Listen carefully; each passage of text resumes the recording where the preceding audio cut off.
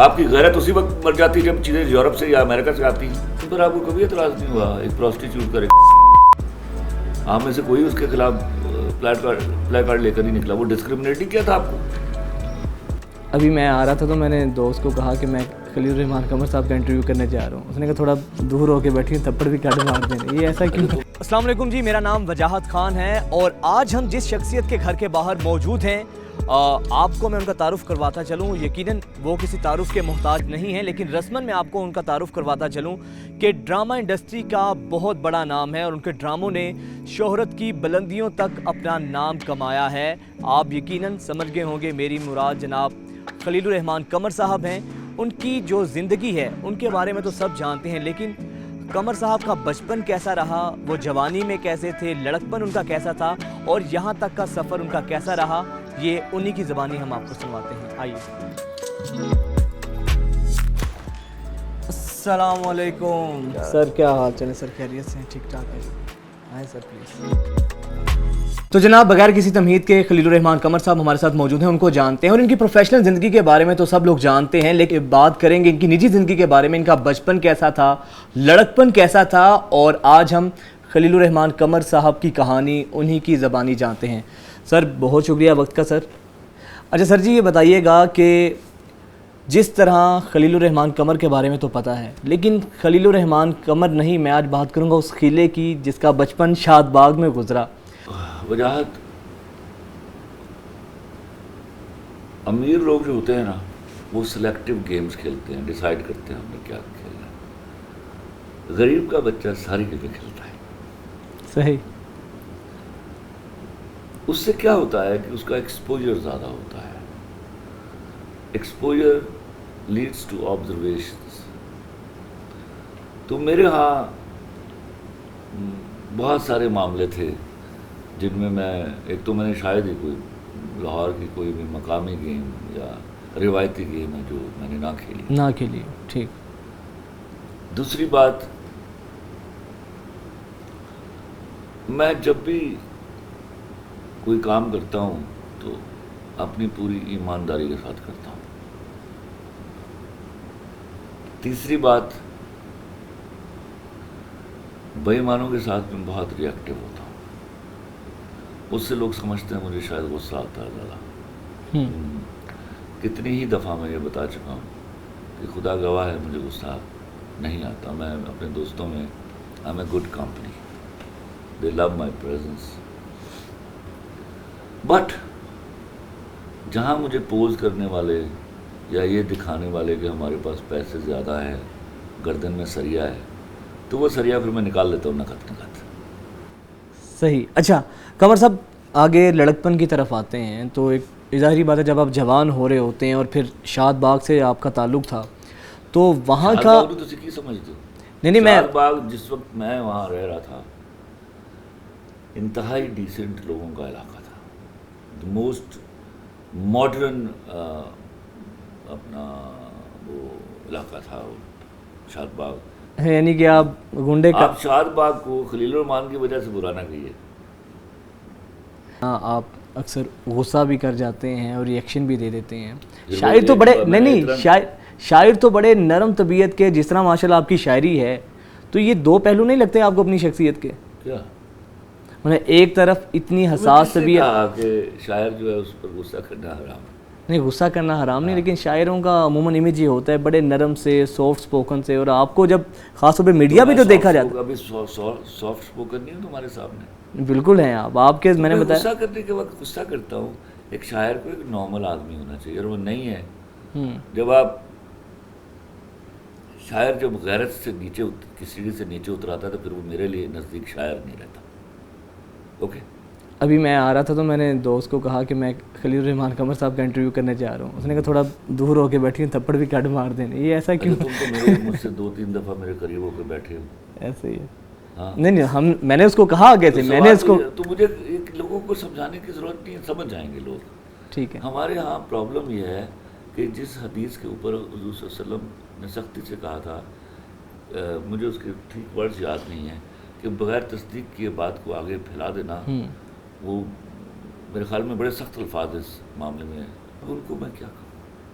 میں تو چلو چھوٹا سا آدمی ہوں، تو آپ اپنے نبی صلی اللہ علیہ وسلم کی بات پر تو شرم کیجیے، عمل کیجیے. بالکل. کیا مجھ سے ملے، میں نے یہی تو میرا رونا ہے. مجھے 95% وہ لوگ ڈسکس کرتے ہیں جو کبھی مجھ سے ملے ہی نہیں. صحیح. اچھا قمر صاحب یہ بتائیے گا کہ پوئٹری کے لیے کوئی خاص مخصوص وقت ہوتا ہے یا یہ کیفیت ہوتی ہے، ان کو کس طریقے سے آپ مینیج کرتے ہیں؟ دیکھو ایک بات تو میں آپ کو سمجھاؤں، پہلے تو نہ تو میں لکھاری ہوں نہ میں شاعر ہوں، دونوں چیزیں مجھے ودیعت ہیں. ہاں بھیا یہ پروردگار کی دین ہے. میں بار بار کہتا ہوں کہ میں اگر خلیل الرحمن بن کے لکھوں تو شاید میں کاغذ نہ لکھ پاؤں، لیکن میں نے اپنی آنکھوں سے خلیل الرحمن قمر کو صفوں پہ صفحے لکھتے ہوئے دیکھا ہے. وہ اترتے ہیں اس کے اوپر. کہیں میں نے یہ ٹھسا دکھایا ہو کہ یار میں لکھاری ہوں، یار میں شاعر ہوں.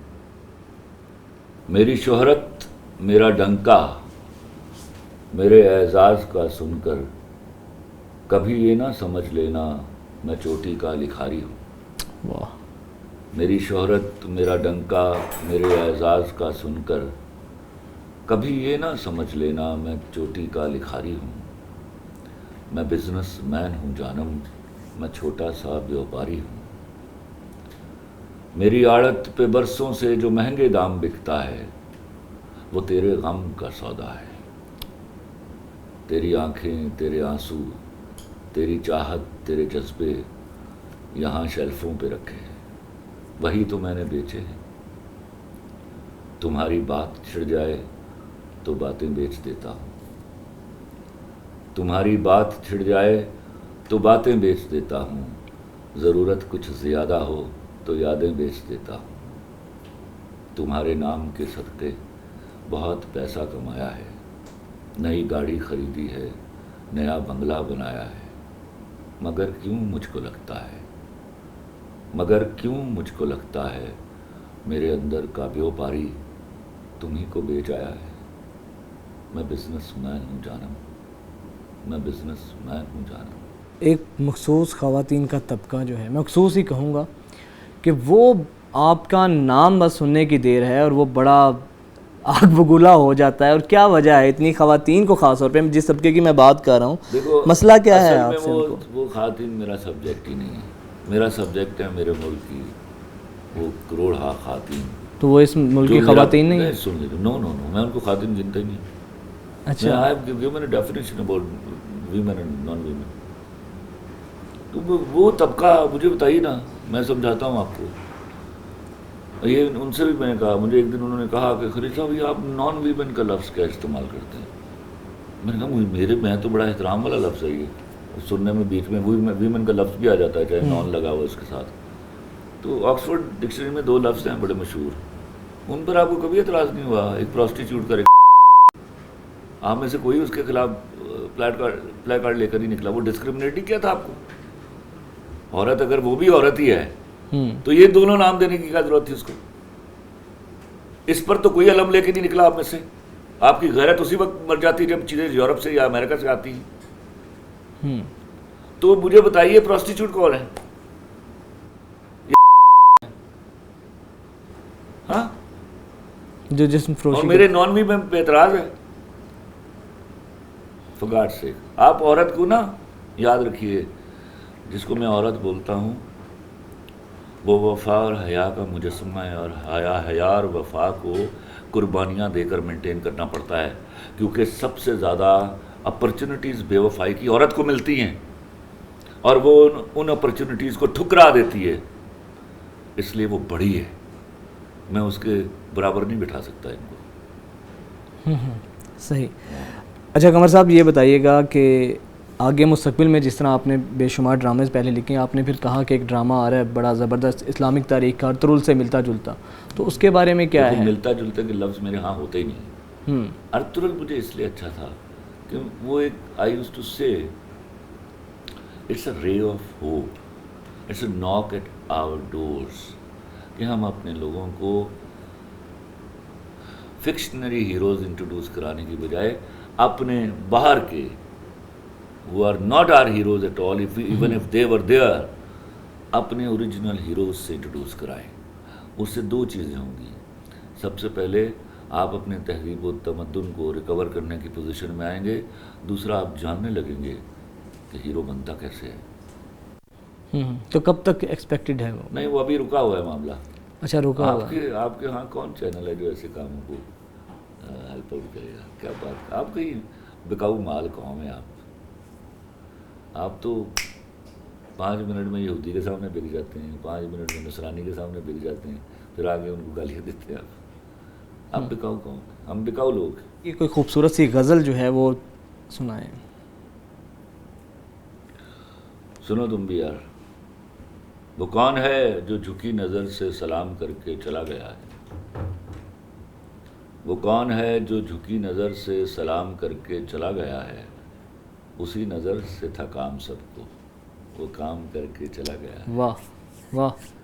اسی کی روشن خیالیوں میں تمام جگنو بھٹک رہے تھے. اسی کی روشن خیالیوں میں تمام جگنو بھٹک رہے تھے. وہ ایک لہجے کی جلوتوں میں قیام کر کے چلا گیا ہے. واہ. وہ اداس راتوں کی خاموشی میں کسی پرندے کا اڑ کے جانا. اداس راتوں کی خاموشی میں کسی پرندے کا اڑ کے جانا. وہ چھوڑ جانے کی بولیوں میں کلام کر کے چلا گیا ہے. واہ. میری کہانی کے حاشیوں تک اسی کے غم کی عبارتیں ہیں. میری کہانی کے حاشیوں تک اسی کے غم کی عبارتیں ہیں. وہ جاتے جاتے میرے قلم کو مقام کر کے چلا گیا ہے. اور آخری شعر عرض ہے: اس مہینے بھی میں نے ساری عذاب راتیں گزارنی ہیں. واہ. اس مہینے بھی میں نے ساری عذاب راتیں گزارنی ہیں. قمر وہ پہلی کا چاند ہوگا جو شام کر کے چلا گیا ہے. بہت شکریہ قمر صاحب آپ کے وقت کا. خلیل الرحمان قمر صاحب کی باتیں اور خوبصورت باتیں سنی، ان کی نجی زندگی کے بارے میں جانا، ان کے بچپن کے بارے میں جانا. مجھے اجازت دیجیے، انشاءاللہ پھر ملاقات ہوگی. اللہ نے کے بعد.